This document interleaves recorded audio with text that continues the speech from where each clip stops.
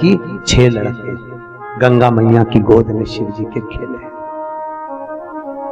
कितने बच्चे? 11 बच्चे भगवान शंकर के गंगा मैया की गोद में खेले। आगे आप कथा में सुनेंगे वो 11 बच्चे कौन कौन थे। 6 का चरित्र तो अभी आ जाएगा थोड़ी देर में। 11 बच्चे भगवान मां गंगा की गोद में शिव जी के खेले। 11 बच्चे तेरी गोद में मेरे बच्चे खेलेंगे।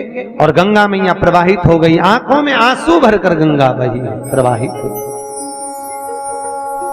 नहीं, समय आया पार्वती मैया का विवाह शिव जी के साथ पक्का हो, उससे पहले भोलेनाथ ने, कामदेव ने भोलेनाथ की समाधि को तोड़ा।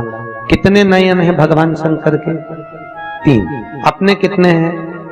जम के बोलो। 2। आप कह रहे हो अपने 2 हैं। जब ब्रह्मलोक के देवता ब्रह्मा, वैकुंठ के देवता भगवान विष्णु, तो मृत्यु लोक का देव महादेव, अगर महादेव के 3 नयन है तो पृथ्वी पर जन्म लेने वाले प्रत्येक मनुष्य के 3 नयन है। कितनी आंखें हैं अपनी? 3। एक नेत्र ये जिससे अपन अपनी अच्छाई देखते हैं, दूसरा नेत्र ये जिससे अपन अपने परिवार की अच्छाई देखते हैं, और तीसरा नेत्र हर व्यक्ति का यहाँ होता है जिससे हर एक व्यक्ति की वो बुराई ढूंढा करता है। ये उसका तीसरा नेत्र है, बुराई ढूंढने रहा, उससे बुराई ढूंढ रहा है,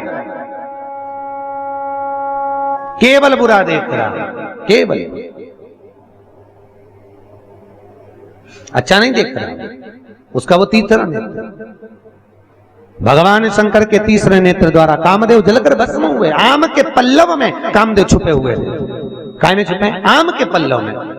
हिंदू धर्म में बंदरवाल कितनी तरह की होती है? 4 तरह की बंदरवाल हिंदू धर्म में होती है। पहले नंबर की बंदरवाल आम के पत्ते की, जो पूर्णिमा के दिन लगाई जाती है लक्ष्मी की वृद्धि के लिए। दूसरे नंबर की बंदरवाल पीपल के पत्ते की, जो अमावस्या के 1 दिन पहले लगाई जाती है और अमावस्या के दूसरे दिन निकालकर रोड पर फेंकी जाती है, वो पितरों की शांति के लिए लगाई जाती है। तीसरे नंबर की बंदरवाल नीम की होती है, जो चैत्र के महीने में 1 महीने तक रोज लगाई जाती है। चौथी बंदरवाल, ये चैत्र के महीने में जो बंदरवाल लगाई जाती है, ये रोग समाप्ति के लिए लगाई जाती है। चौथे नंबर की बंदरवाल आम के पत्ते और पीपल के पत्ते की होती है, जो घर में समृद्धि और lक्ष्मी के लिए लगाई जाती है। यह 4 तरह की बंदरवाल हमारे हिंदू धर्म में लगाई जाती है। कितने तरह की बंदरवाल? 4।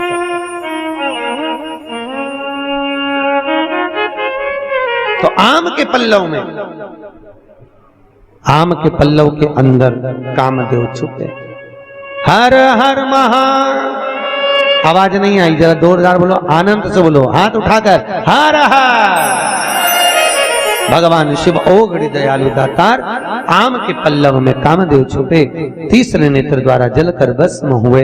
आगे जो चरित्र कहा है, भगवान शिव का विवाह पार्वती के साथ पक्का हो गया, विवाह हो गया। कल अपन ने दर्शन भी करा, भगवान शिव दरवाजे पर पहुंच भी गए, आरती निहारी, पर माता मीनावती की आंख में आंसू भर गए। बेटी को इसके साथ कैसे दे दूं जिसके शरीर पे कपड़े तक का ठिकाना नहीं है।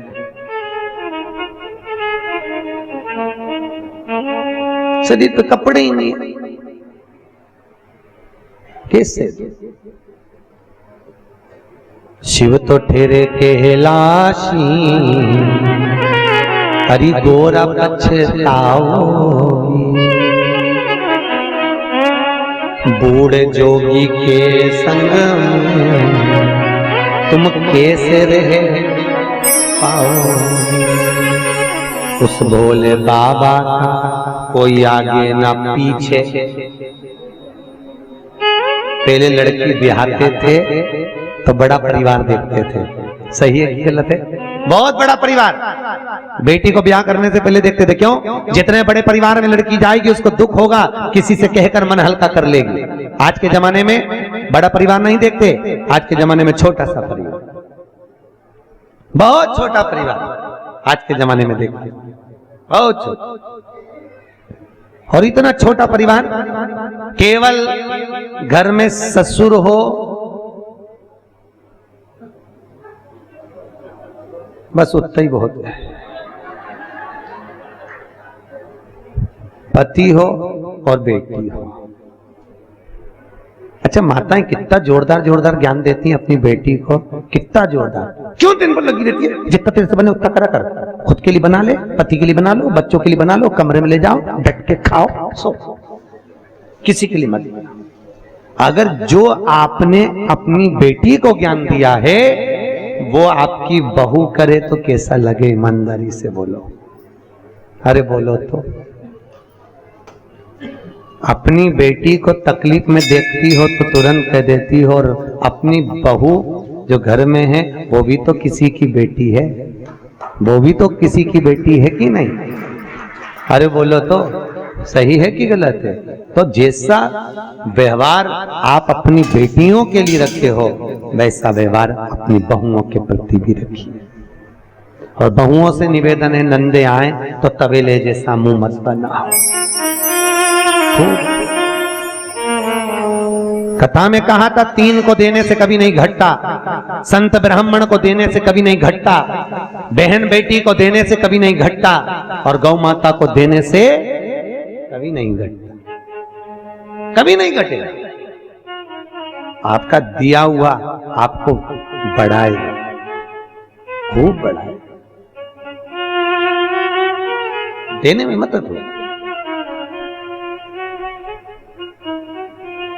देखो बहन बेटियां, कई माताएं कहती हैं, देखो संकट सोमवार की कथा में लिखा है, शिव महापुराण में लिखा हुआ है, 16 सोमवार कोई करता है इधर? संकट सोमवार करते हैं लोग? संकट सोमवार 16 सोमवार अगर करते हो, या कोई भी उद्यापन आप करते हो, चाहे चतुर्थी का उद्यापन करो, चाहे चौथ का उद्यापन करो, चाहे तीज का उद्यापन करो, चाहे गणगौर का उद्यापन करो, जिस उद्यापन को माताएं करती हैं उस उद्यापन का एक नियम शिव महापुराण कहती है कि उस उद्यापन में कभी भी अपनी बहन बेटी को गिनना नहीं चाहिए। क्यों? क्योंकि बहन बेटियां तो उस उद्यापन में आएंगी पर वो दान लेने की हकदार नहीं होती, क्योंकि हमने बहन बेटी का खुद दान किया है। किया कि नहीं किया? कन्या दान जब हमने दान किया, कई माताएं कहती हैं हम तो हमारी बहन बेटी को दान दे देंगे, हमारी बहन बेटी को, वो तेरुंडा होता है ना, तेरा सामान बांटते हैं संक्रांति पे, तेरुंडा तक बहन बेटी को दे दिए, हम तो तेरुंडा हमारी बहन बेटी को दे देंगे, वो दान ले लेगी। तो बहन बेटियां क्या दान लेने की हकदार है? आप बहन बेटियां बैठी हो, ईमानदारी से बोला, आप मायके से दान देती हो क्या? दान लेने का हक आपका नहीं है। आप मायके से दान नहीं, आप आपका हक लेती हो, दान नहीं है, हक ले रहे हैं। दान की विशेषता किसको कही? संकट सोमवार का उद्यापन करो, वैभव लक्ष्मी का उद्यापन करो, 16 सोमवार का उद्यापन करो, तो अपने घर की नारियों को छोड़कर दूसरों को गिनाओ। क्यों? जब हम दूसरे को एक लोटा देंगे, नारियल देंगे, कुछ देंगे तो वो दान कहलाएगा। हम अपने वालों को देंगे तो वो तो घर की घर में चले गया, और वो भोग अगर हमारे करने में आ गया। राजा अम्बरीश की कथा, राजा अम्बरीश की कथा सुनी भागवत में? एक गाय का दान राजा अम्बरीश ने दे दिया। वो गौ माता चली गई ब्राह्मण के साथ, ब्राह्मण ने उसको बांधा, वो गाय खूंटा तोड़ के राजा अम्बरीश के यहाँ चली गई गौशाला में। जब गौशाला में गई, राजा अम्बरीश ने दूध निकलवाया गायों का, वो दूध, उस गाय का दूध भी उसमें मिल गया, और राजा अम्बरीश ने पी लिया तो उसको कबूतर की योनि में जाना पड़ा। मात्र दान करी हुई गाय का दूध पिया तो कबूतर की योनि में चले गया। शास्त्र कहता है हम जो दान कर रहे हैं उस दान को ग्रहण करें, वो श्रेष्ठता नहीं। क्यों नहीं खाते बेटी के घर का? बेटी के घर का क्यों नहीं खाते? क्योंकि हमने क्या करा? क्या दान करा? जम के बोलो, कन्या दान करा, इसलिए बेटी के घर का नहीं खाते।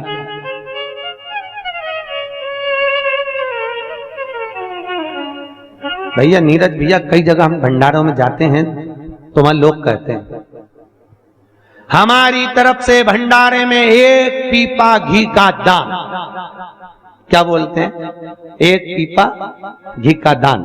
अब जिस सेठ जी ने 1 पीपा घी का दान करा है, विष्णु पुराण शिव पुराण कहती है उस घी की नुक्ती, बूंदी, हलवा, पूड़ी कुछ मत खा लेना, क्योंकि तूने बोला है दान, और दान कर दिया और उसी का बनाया हुआ खा लिया तो नरक भोगना पड़ेगा। इसलिए हमारे यहाँ क्या कहते हैं, 1 पीपा घी भगवान के प्रसाद के लिए दिया। प्रसाद के लिए दिया तो तू भले अब नुक्ती घर में भर के ले जा, अब तू भले हलवा पूड़ी घर में भर के ले जा, क्योंकि प्रसाद तो ले सकते हो, पर जहां तुम्हारे मुख से निकल गया दान किया, मैंने एक पीपा घी दान करा, मैंने एक बोरी शक्कर दान करी, मैंने एक बोरी गेहूं का दान करा, दान कर दिया, तो उसको भाग नहीं ग्रहण करना। राजा अम्बरीश ने गाय का दान देकर उसी गाय का दूध पी लिया तो नरक जैसा जीवन बीता, कबूतर की योनि में पड़ गया। बहुत सोच समझ के दान करना पड़ता है, बहुत सोच समझ के बोलना पड़ता है।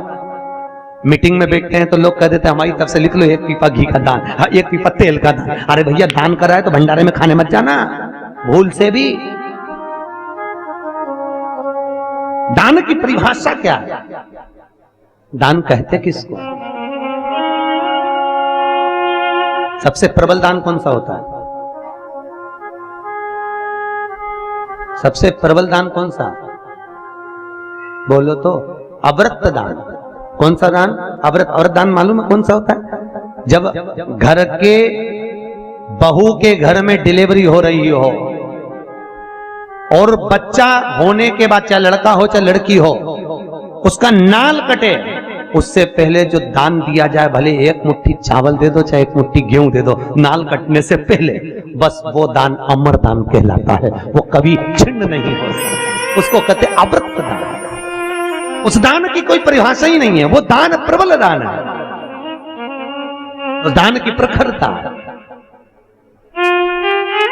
उस दान की श्रेष्ठता। अव्रत अब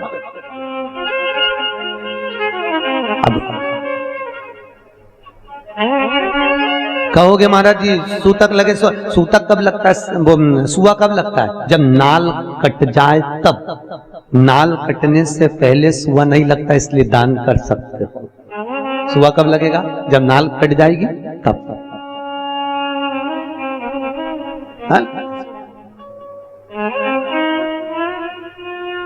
पर आज के जमाने में वो दान नहीं हो पाता, क्योंकि बच्चे हॉस्पिटल में जन्म लेते हैं। कितनी सुंदर बात की, पहले बच्चे दादी के घर में जन्म लेते थे तो दादी से प्रेम ज्यादा होता था, तो दिन भर दादी के पास रहते थे। नानी के घर में बच्चे पैदा होते थे तो नानी के घर से प्रेम होता था, मामा नाना मौसी से, तो उनके घर ज्यादा जाते थे। आज के जमाने में बच्चे हॉस्पिटल में पैदा होते हैं, इसलिए हर 2-4 दिन में हॉस्पिटल चले जाते हैं। थोड़ी सी भी बीमारी पड़ी, मौसी की याद आ गई, हॉस्पिटल वाली सिस्टर की, जा। बच्चों को थोड़ी सी खांसी चली, डॉक्टर मौसा की याद आ गई, जा तुरंत। क्यों? हॉस्पिटल में पैदा हुए, इसलिए हॉस्पिटल से प्रेम है। नानी के घर पैदा होते तो नानी से होता, दादी के घर पैदा होते तो। आप में से बहुत सारे बच्चे ऐसे होंगे जो पुराने समय में तो दादा नानी के यहाँ ज्यादा, नाना नानी के यहाँ जो पैदा हुए तो नाना नानी से बहुत प्रेम होता है। कई माताएं ऐसी हैं जिनको नाना नानी से बहुत प्रेम था, बहुत। हम तो हमारे नाना के ही पले, हम तो हमारे नाना के ही लिए, हम तो हमारे दादा के ही लिए। क्यों? दादा से प्रेम था, वहीं पैदा हुए, वहीं बड़े हुए। अब तो आज के बच्चे तो हॉस्पिटल में पैदा हो तो डॉक्टर सिस्टर से प्रेम। तुम देखना बच्चों को, घर में रहेंगे बीमार, जैसे ही हॉस्पिटल की सीढ़ी चढ़े बस डॉक्टर ने हाथ पकड़ा और अच्छे हो गए, उतनी देर में अच्छे। अच्छा समझ में नहीं आया, तुमको ही नहीं समझ में आया कि अच्छा कैसे हो गया? अभी तो इतनी तेज बुखार था, अभी तो इतना बीमार था। और हॉस्पिटल में जाते सी जब तक वो 500 रुपए लगाए नहीं तब तक वो ठीक कोई नहीं, क्योंकि वो नाना और मौसी का भला करे। 500 रुपए दो हमारे मामा जी को,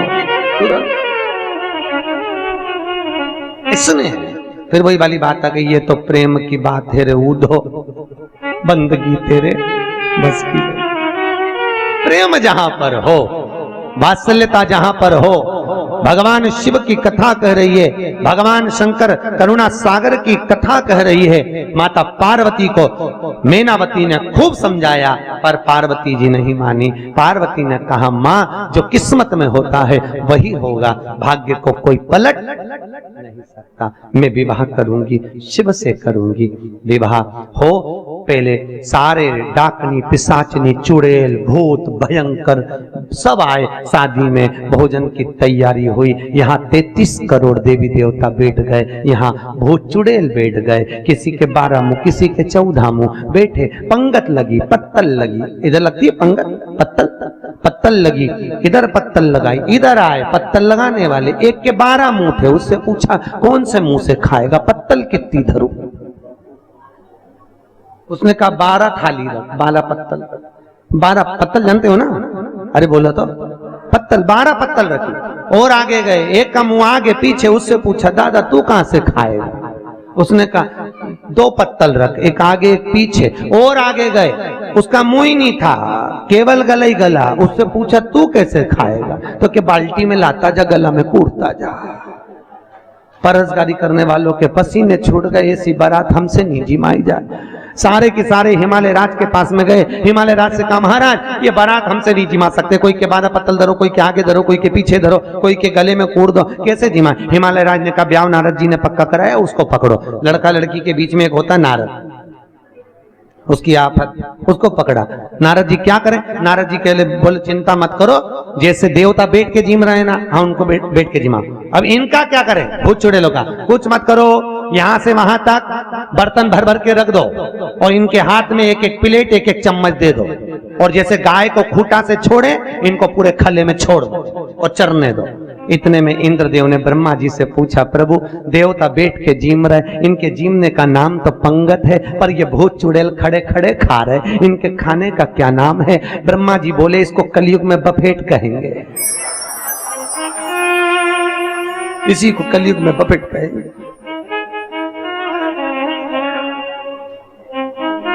और राम भला करे तुम तो रोज दर्शन कर रहे हो, शिव जी की शादी यहां तो रोज ही हो रही है। और तुम देखना बफेट में बड़े बड़े लोग ना जाने काका का रूप धर के आए, भगवान जाने, यहां से कत्थई, यहां से नीली, यहां की बिंदी यहां चिपकाई आई, और भगवान भला करे ऐसा बाल, उसमें ऐसे बाल निकल रहे हैं। एक जगह पूना कथा करने गए, मंगलवार पेट में कथा थी, और राजस्थानी महिला मंडल कथा कराई है, राजस्थानी महिला मंडल कथा कराई। अब उन्होंने आखिरी में भोजन रखा, एक गुड़िया ऐसे बाल करके आ गई, हमारे मुंह से निकल गया दमदमी माता को प्रणाम। उसने कहा गुरुजी ये क्या है? हमने कहा कुछ नहीं जी जी, कथा में आएगी तो मालूम पड़े, ये माता भी है। अच्छा समझ में नहीं आई इतना, अच्छा इतनी लिपस्टिक इतनी लाली लगा के रखे भगवान, खाए कैसे मैं समझ। अच्छा कहीं का बोले तो बोल भी नहीं सके, जी जी कैसी है, क्योंकि बोले तो दांत में चिपक जाए, बोले कहां से? अच्छा वो गुलाब जामुन इतनी बड़ी तो उसको भी 2-3 बार काट के खाए, क्यों? क्योंकि होठ में लिपस्टिक और मुंह भी पूरा, फिर हर हर। और साथ में वो बफेट में, पहले तो घर के लोग भोजन देते थे साहब बफेट में, अग्रवाल जी पहले घर के लोग खड़े होते थे भोजन देने के लिए बफेट में, आजकल वेटर खड़े होते हैं, नौकर खड़े होते हैं, और बड़े बड़े घर की सेठानियां करोड़पति जिनके नौकर काम करे, बड़े बड़े घर की सेठानियां हीरे की चूड़ी पहनने वाली भी, एक दे दे भैया, अच्छे अच्छे पैसे वाले भीख मांगे, भैया भैया दे दे। बड़े बड़े घर की सेठानियां थाली लेके मांगती फिरे, एक एक वेटर से दे दे। सबसे ज्यादा आनंद आए वो ऐसे पानी फोड़ते ना, हैदराबाद में था, हाँ पानी पूरी, उसको हैदराबाद में कहते गुपचुप। हमने कहा गुपचुप इसलिए बोलते जैसे मुंह में गुप आदमी चुप, इसीलिए बोले थे, बोले से तो कहा रहे। सबसे ज्यादा आनंद आया उसी में, वो दोना पकड़ा दे कटोरी, तुम देखना ये तो भिखारियों ने कटोरा लेके नहीं चला ऐसे, भैया भैया भैया, वो तुरंत याद से मांगे, अरे बाबा देव तो कहा भैया, शिव पुराण कह रही है बैठ कर भोजन करो, प्रेम से भोजन करो, भोजन करते समय जल्दी ना करिए।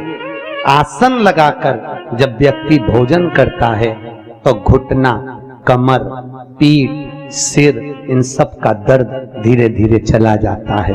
खड़े खड़े भोजन करने में श्रेष्ठता नहीं, जो बैठकर भोजन करने में।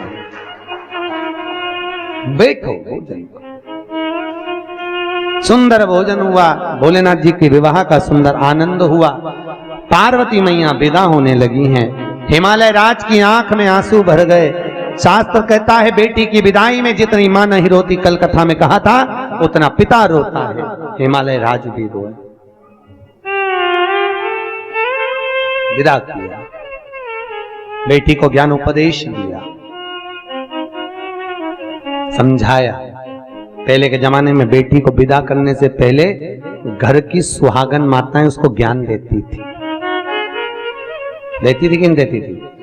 कि बेटी ससुराल में रहियो तो चांद बन के, बेटी ससुराल में चांद बनकर रहना।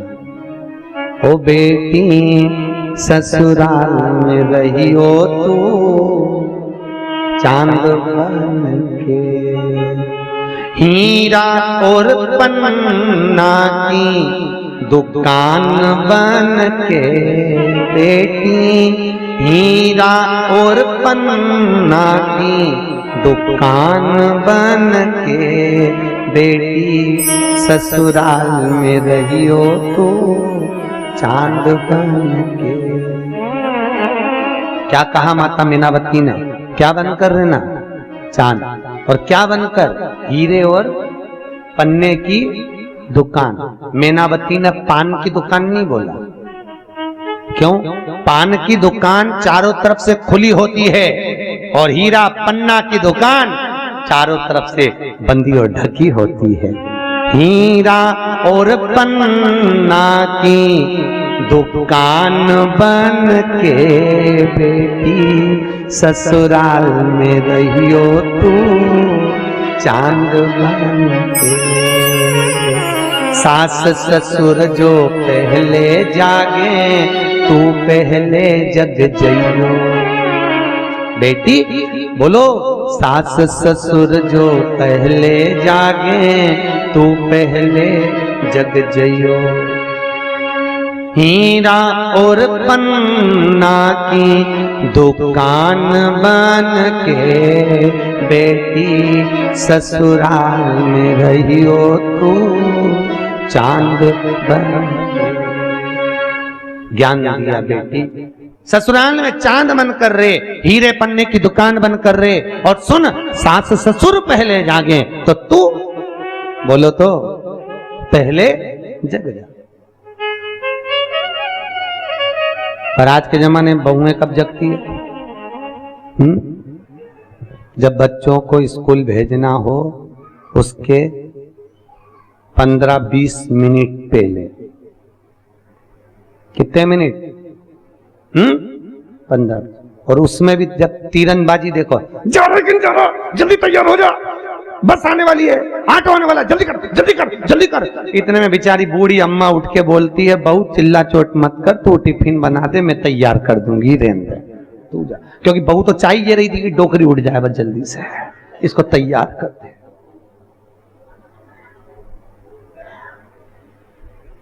चाहिए तू रहने दे, मैं सब कर लूं, तू तो बस टिफिन बना ले जा। जब तक बच्चा स्कूल नहीं चले जाए तब तक माताओं की आवाज निरंतर चालू है। कपड़ा पहना कि नहीं पहना, टाई कहाँ गई, बैग देख ले, पेंसिल रखी कि नहीं रखी, रबड़ रखा कि नहीं, जल्दी रख जल्दी कर। बेचारी सास ससुर दोनों डोकरा डोकरी कमरे में बात कर रहे। अपनी किस्मत में लिखी थी चंद्र घंटा, अपनी आपको बोले तरफा क्या बोले, अब बोले तो बोले क्या बोले, बोले भैया बच्चों को स्कूल भेजना है तो उसके आधे घंटे पहले जग जाओ। जा रहा है क्या? जगना तो है, थोड़ा जल्दी जागो। अब अगला बोला, सास ससुर जो भोजन पहिए नित नित भोजन पहियो। अगर सास ससुर भोजन करने बैठे तो पहले उनको प्रेम से भोजन कराओ, पहले भोजन करो प्रेम से। पर आज के जमाने में पति जब भोजन करने बैठता है तो पत्नी सारा सामान उसकी थाली में परोस देती है। देवर बैठे, ससुर बैठे, कोई दूसरा बैठे तो थोड़ा बहुत सामान परोसा परोसा ना परोसा, बस वही क्रम उसके अंतर्गत रहता है। थोड़ा पहले मायके से लड़की विदा होती थी तो पहली गाड़ी से विदा होती थी, याद है आपको? पति कहता था चल अपन चलें, बारिश का समय, ठंड का समय, गर्मी का समय, चल तो पहली गाड़ी से आती थी। आज के जमाने में मायके से लड़की जाती आखिरी गाड़ी में, पति बोलता पहले से चल। आखिरी से क्यों जा रही है? मां कौन जाके खाना बना बनाएगा, कौन जाके खाना बनाएगा? आखिरी गाड़ी से चलेंगे, मम्मी पूड़ी बना के दे देगी।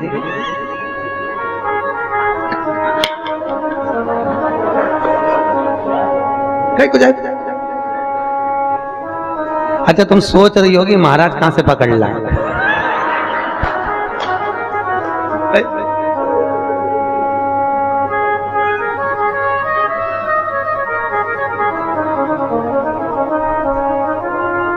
भैया अपने नियम को, मेरा निवेदन केवल इतना है, अपनी प्रवृत्ति को, अपनी सोच को, अपने कर्म को थोड़ा थोड़ा बदलें। हम बदलेंगे, युग बदले, थोड़ा सा बदलो बस, बहुत। माता पार्वती विदा हुई, नंदी पर चढ़कर कैलाश पर्वत पर जब पहुंची, माता पार्वती ने शिव की आराधना में लीनता रखी। शिव की आराधना जो शंकर भगवान को प्रिय है, माता पार्वती ने वही कर्म किया। ये धर्म पत्नी का सबसे पहला लक्षण होना चाहिए कि पति को परिवार में जो प्रियता हो वही कर्म किया जाए, वही कर्म, अप्रियता से नहीं।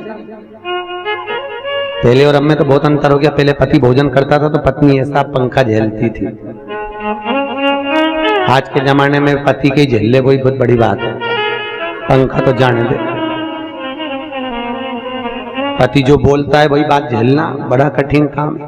पति तो कहता है अच्छे से रहो, मर्यादा में रहो, प्रेम से रहो, स्नेह में रहो। क्या जाता है? कुछ जाता है क्या? कुछ भी नहीं। प्रेम वश रहिए, वाणी ऐसी बोलिए जो मन का आपा खोए। पर आज के जमाने में लोग वाणी ऐसी बोलिए जो जम के झगड़ा होए, पर उससे मत बोलिए जो तुमसे तगड़ा होए। बोलो मिठास से परिपूर्ण बोलिए, प्रेम से परिपूर्ण बोलिए। घर में विवाद नहीं, प्रेम नहीं। जिसके घर में बहुत क्लेश होता हो, अशांति रहती हो, जरा जरा सी बात में तन्नफन होता हो। शंकर जी के ऊपर एक जलाधारी रहती है, देखिए आपने। वो जलाधारी में एक बेलपत्री लो, उस बेलपत्री की डंडी को जलाधारी में लगा दीजिए और एक लोटा पानी अपना नाम और गोत्र बोलकर उस पानी को डाल दीजिए। अपने आप सोमवार की सोमवार करोगे, 5 सोमवार में घर में शांति हो जाती है। जिंदगी में कभी सास बहू की लड़ाई नहीं होती, जिंदगी में कभी नहीं हो सकती। देवरानी जेठानी में प्रेम बढ़ता है, आपस में प्रेम बढ़ने लगता है। भगवान शिव आनंद से निवास करे। तारकासुर को मारने के लिए शिव पार्वती का विवाह करा था। समय आया भगवान शंकर के यहाँ आनंद सुख से भगवान शिव ने देखा तारकासुर का संहार करना है, तो भगवान शिव का तेज पुंज लेकर अग्नि देवता ने उस तेज पुंज को ले जाकर मां गंगा में विसर्जित कर दिया। जब माता गंगा की गोद में शिव जी का तेज पुंज गया तो माता पार्वती को क्रोध आ गया कि भगवान शिव के गर्भ को मैं धारण करती, पर शंकर भगवान का तेज पुंज मां गंगा में गया है। इसलिए हे अग्नि नारायण, हे अग्नि देव, हे सूर्य देव, तुमने मेरे पति के तेज भाव को गंगा में प्रवाहित करा, तुम्हें कबूतर की योनि होगी। गंगा मैया की धारा से भगवान शंकर के तेज पुंज स्वरूप 6 बालक प्रकट हुए। कितने बालक? 6। उन 6 बालक को माता गंगा ने कृतिकाओं को दे दिया, संतों की पत्नी, ऋषियों की पत्नी। और कृतिकाओं को देकर कहा, कृतिकाओं तुम इन बालकों का पालन करो। कृतिकाओं ने बालकों का पालन करा, पर बालक ऐसे थे कि 6 एक साथ रोए, 6 एक साथ रोने लगे, 6 को एक साथ दूध पिलाओ, 6 को एक साथ भोजन करा। कृतिकाओं को बड़ा दुख हुआ। कृतिकाओं ने 6 बालक को इकट्ठा करा, हाथ में जल लिया गंगा जी का। हे गंगा मैया, आपका तेज पुंज हमको चाहिए, तेज प्रबलता चाहिए। अगर हमारा सात्विक प्रबल है तो ये 6 की 6 एक हो जाए। गंगा मैया का जल लेकर जैसे ही 6 ही बालक पर छोड़ा, वो 6 ही बालक एक हो गए और 6 ही बालक एक हुए। शरीर तो एक हो गया पर मुख 6 हो गए। उन्हीं का नाम सदानंद कार्तिकेय हो गया। बोल कार्तिकेय महाराज की। सदानंद कार्तिकेय जी से कहा, भगवान भोलेनाथ बोले जाओ कार्तिकेय, तारकासुर का संहार कर कर आओ, तारकासुर का वध करो। जाइए।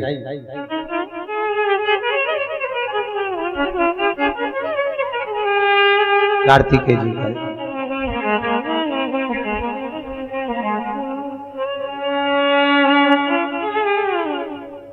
कार्तिकेय बाबा पहुंचे। तारकासुर को मारने के लिए जब कार्तिकेय गए, तारकासुर का संहार कार्तिकेय ने करा। देवताओं ने पुष्पों की वृष्टि करी, गंधर्व गान करी, अप्सरा नृत्य करी, चारों तरफ सुख समाहित हुआ। बोल कार्तिकेय महाराज की। कार्तिकेय बाबा ने संहार कर दिया तारकासुर के